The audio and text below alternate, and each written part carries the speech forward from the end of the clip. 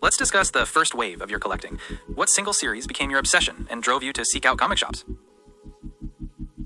Well, no question there. It was definitely G.I. Joe, and I remember getting G.I. Joe issue number 23 from 1984. It's got a Michael Golden cover. It was a newsstand.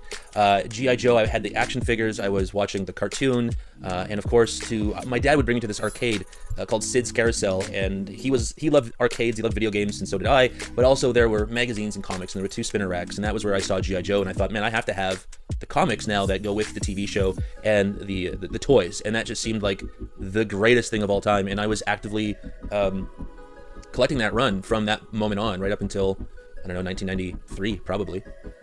Focusing on G.I. Joe, what characters or elements of that comic attracted your devotion?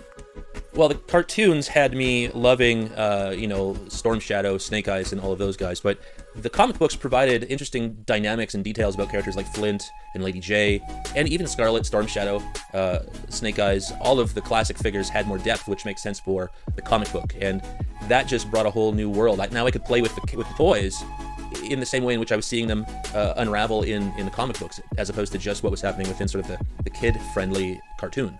You mentioned your first wave ended in the early 90s. What brought that series collecting to an end?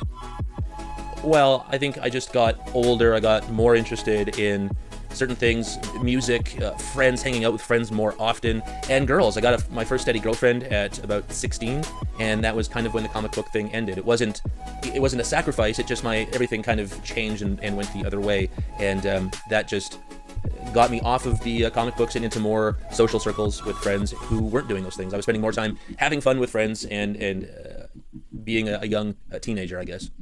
Thank you, Mr. B, for sharing those early memories. We look forward to hearing more about your journey next time.